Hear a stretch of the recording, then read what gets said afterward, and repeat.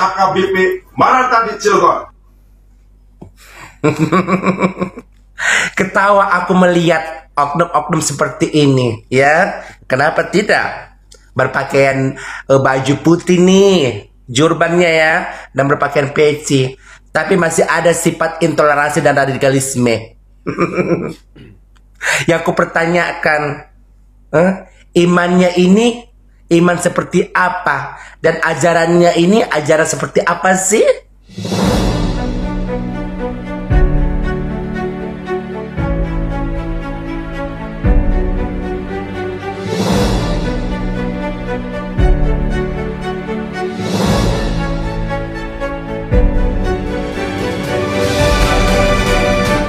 Haleluya, haleluya, shalom alaikum, Yishim Hamasyah, salam Aki. Aku kabarkan Injil keselamatan. Bapak Ibu dari Tuhan, ketemu lagi dengan saya Evangelis Avraham Effendi Usman. Bagaimana kabar saudara semuanya? Tentu luar biasa. Yes, yes, yes, yes. Wow, kita itu sangat istimewa. Saudaraku para pencinta channel Jelah Baget, kali ini kita akan membahas lagi mengenai penolakan gereja yang ada Cilegon. Mungkin di antara teman-teman ada yang bertanya, kenapa Bang Pendi terus-terusan menyoroti mengenai penolakan gereja Cilegon? Ini penting banget dan sangat penting saudaraku. Mungkin bagi sebagian kita tidak terlalu penting, karena Tuhan kita yang kita sembah di dalam pribadi Adonai Yeshua HaMashiach, Tuhan yang omnipresent. Dia tidak terbatas ruang dan waktu. Dia bukan hanya saja ada di gedung, tetapi juga ada di semua tempat. Ada di mana-mana. Kita mau menghadap ke barat, kita menghadap timur, kita menghadap utara, kita menghadap selatan, kita menghadap ke atas, kita menghadap ke bawah. Tuhan kita ada. 2-3 orang berkumpul dalam namaku, di situ aku hadir. Tetapi bagi saudara-saudara kita yang ada di Cilegon, Jamaat Tuhan HKBP Maranatha Cilegon itu sangat mengharapkan gedung gereja. Mereka sudah lama sekali menginginkan, merindukan supaya ada gedung gereja untuk tempat mereka beribadah, untuk tempat mereka musyawarah mengenai kemaslahatan umat, untuk tempat mereka berkumpul, dan untuk tempat mereka bahas firman, belajar kor, dan lain sebagainya Bapak Ibu. Dalam menyangkut hal-hal rohani pastinya sangat mereka butuhkan. Nah, tetapi oleh pihak sebagian saudara kita yang ada di Cilegon itu menghambat, bahkan memprovokasi umat. Mereka meminta kepada Bapak Wali Kota supaya tidak dikeluarkan izin. Bahkan meminta pihak Wali Kota menandatangani supaya izin gereja tidak dikeluarkan. Nah, dalam hal ini Bapak Ibu, ada seorang perempuan ya yang menyoroti bagaimana keadaan Cilegon, khususnya mengenai penolakan gereja. Bahkan tidak segan-segan perempuan itu menyoroti, bahkan menyintil Bapak Wali Kota Cilegon. Langsung saja kita melihat cuplikan video berikut ini. Menolak dan melarang pembangunan gereja HKBP Maranatha di Cilegon. Ketawa aku melihat oknum-oknum seperti ini, ya. Kenapa tidak? Berpakaian baju putih nih, jurbannya ya, dan berpakaian peci, tapi masih ada sifat intoleransi dan radikalisme. Yang aku pertanyakan, imannya ini iman seperti apa? Dan ajarannya ini ajaran seperti apa sih? Ya kan? Pak, janganlah Anda seperti selayaknya orang pemegang kunci surga. Ya, ingat, Anda itu masih manusia yang banyak dosa yang Anda lakukan. Percuma dong, nih ya, maaf ya, ini untuk oknum-oknum ya. Percuma dong Anda sholat nih sehari itu 5 kali, udah pergi sembahyang ke masjid, tapi masih punya pemikiran radikalisme dan intoleransi. Pak, sangat indah bertoleransi ya. Bapak masih ingat nggak di daerah Jawa sana, Salatiga? Aku masih ingat loh. Di sana wali kotanya bertoleransi tinggi, masyarakatnya bertoleransi tinggi. Di sana di Salatiga ada bermacam-macam tempat ibadah yang dibangun berdampingan, dekat, berdampingan banget. Buddha, Hindu, Konghucu, Kristen, Protestan, baru Islam ya, masjid ya. Di sana nih dibangun berbeda bersampingan walaupun berbeda agama ya. Padahal tujuan kita satu, sama loh Pak. Cuma cara dan pemikiran, maksudnya cara dan kepercayaan kita ini satu sama nih. Cuma cara kita aja untuk menyembah Tuhan Yesus atau Allah sana berbeda-beda. Tapi tujuannya sama loh Pak, sama ya. Yang aku pertanyakan Bapak lagi sekarang nih, ya anehnya Pak Wali Kota Cilacap mengizinkan, mengiyakan untuk penolakan pembangunan gereja AKBP. Are you crazy? Pak, bukan cuma Muslim yang berbangsa Indonesia di tanah Indonesia ini ya, tidak. Kristen juga, Protestan juga, dan kalaupun Buddha, Hindu, Konghucu itu, kalau mereka sudah lahir di Indonesia, mereka juga udah bangsa dan negara Indonesia. Ayo Pak bangun, ayo bangun pemikiran kita ini bertoleransi, ya, sama-sama kita menyembah Tuhan, sama-sama kita memperbaiki diri, ya, bukan seperti ini intoleransi yang Anda kuatkan ataupun sifat-sifat radikalisme. Ayo Pak, itu contoh buruk bagi generasi muda nanti. Ya, Anda itu bukan pemegang kunci surga. Anda itu masih pemegang kunci neraka, bukan pemegang kunci surga. Ya, ayo kita bersamaan ini, berbeda-beda agama, berbeda suku, ras ini. Ayo, indahnya itu loh bertoleransi. Aduh Pak, jangan buat pikirannya yang kayak radikalisme, intoleransinya. Dan saudaraku, kita sudah melihat bagaimana tanggapan ibu tersebut tentang wali kota Cilegon yang ikut menandatangani penolakan izin gereja Jemaat Tuhan HKBP Maranatha. Ini sangat benar sekali apa yang disoroti. Karena wali kota itu bukan saja milik satu kelompok, bukan saja milik satu agama, satu suku, tetapi milik semuanya. Milik masyarakat atau siapa saja yang tinggal di daerah Cilegon. Jadi wali kota sebenarnya tidak boleh memihak kepada mayoritas yang ada di sana, istilah sekarang Bapak Ibu. Tidak boleh memihak.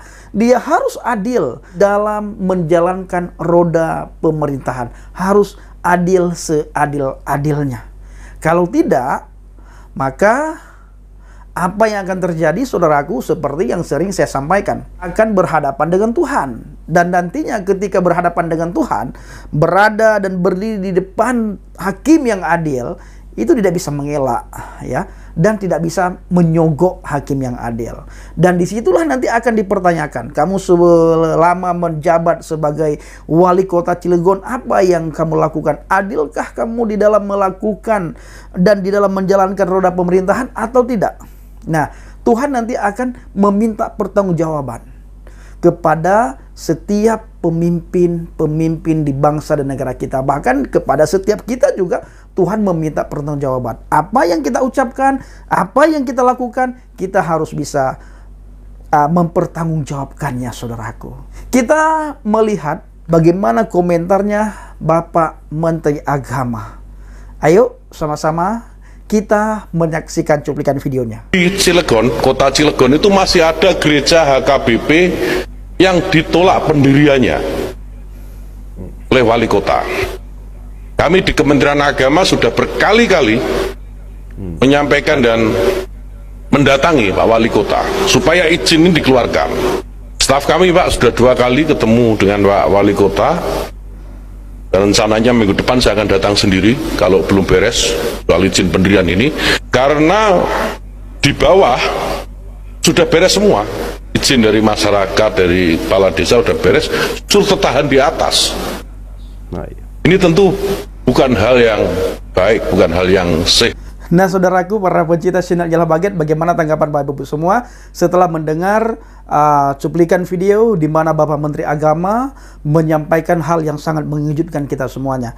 Ternyata juga Bapak Ibu dari pihak Kementerian Agama sudah pernah mengirimkan beberapa kali utusan untuk bertemu dengan pihak-pihak terkait di daerah Cilegon supaya dikeluarkannya izin gereja HKBP Maranatha Cilegon.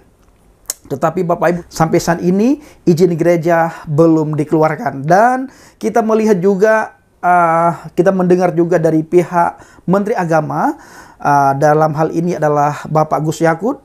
Beliau berjanji akan menyelesaikan segera mungkin supaya izin gereja itu bisa dikeluarkan, sehingga jemaat Tuhan HKBP Maranatha yang ada di Cilegon punya gedung gereja, bisa beribadah di dalam gedung gereja itu. Nah, saudaraku para pencinta channel Injil Habaget, kita berdoa untuk kota Cilegon supaya lawatan Tuhan segera turun, hujan pertobatan terjadi, dan banyak anak-anak di sana mengenal kebenaran. Banyak orang-orang di sana bisa bertobat, percaya kepada Adonai Yesus Hamasiah, firman yang hidup. Karena tidak bisa masuk surga kalau tidak melalui Adonai Yesus Hamasiah. Kita percaya semakin mereka hambat, semakin mereka halang-halangi, maka semakin terjadi ledakan penginjilan itu akan terjadi di daerah Cilegon, Bapak Ibu. Nah, saya dan beberapa teman sedang mengatur waktu, Bapak Ibu, untuk melakukan penginjilan ke daerah Cilegon. Bawa dalam doa agar banyak orang-orang bisa mengenal kebenaran. Bapak Ibu para pencinta channel Injil Habaget, saya mengajak saudara semua untuk melihat sebuah ayat firman Tuhan di dalam kitab Efesus 4 ayat 32. Tetapi hendaklah kamu ramah seorang terhadap yang lain. Kita antar sesama, Bapak Ibu, Alkitab mengajarkan kita supaya kita ramah, supaya kita baik, supaya kita sopan, supaya kita santun, supaya kita menghargai antar sesama kita. Tidak boleh ada sifat iri hati dan dengki di dalam diri kita terhadap orang-orang yang ada di sekitar kita. Sekalipun mereka yang menghina, mengolok-ngolok, menertawakan, dan menjelek-jelekkan iman kekristenan. Bahkan sekalipun mereka yang menghambat gereja kita, Bapak Ibu, kita wajib dan dianjurkan oleh Alkitab supaya kita ramah juga terhadap mereka, Bapak Ibu, ya. Nah, dikatakan lagi penuh kasih mesra dan saling mengampuni. Kita tahu hari-hari ini hari yang sangat membuat kita tidak enak ketika izin gereja tidak dikeluarkan, ketika gereja dihalang-halangi, Bapak Ibu. Bahkan ada orang yang saya upload kemarin, Bapak Ibu, memang video itu sudah lama ya, saya upload kembali supaya mereka bisa tahu betapa pentingnya toleransi itu. Tidak boleh mengganggu orang yang lagi beribadah. Ada orang, saudara kita yang lagi beribadah di rumah, datang sekelompok orang membubarkan. Tidak diperbolehkan untuk beribadah, padahal di rumah, Bapak Ibu. Padahal kita ketika beribadah tidak pernah kita pakai toa. Tidak pernah kita pakai toa. Jadi yang mendengar firman Tuhan yang kita baca, itu hanya orang-orang yang ada di dalam gereja atau orang-orang yang ada di rumah ketika melakukan ibadah. Artinya hanya jamaah yang di situ yang bisa mendengarkan. Orang di luar itu tidak akan bisa mendengarkan karena kita tidak pakai toa. Itu pun dilarang. Nah, dalam hal ini kita dianjurkan untuk mengampuni mereka. Ya, mengampuni mereka dan mendoakan mereka supaya mereka dilembutkan hatinya oleh Tuhan dan mereka bisa menerima firman Tuhan, firman yang hidup. Baru setelah itu, Bapak Ibu para pencinta channel Injil Habaget, pikirannya terbuka, hatinya terbuka, pendengarannya terbuka, maka di dalam diri mereka pun ada sifat kasih sayang. Bila tidak, mereka tidak akan bisa menerima perbedaan, Bapak Ibu. Sama halnya dengan saya dulu. Saya dulu juga tidak bisa menerima perbedaan.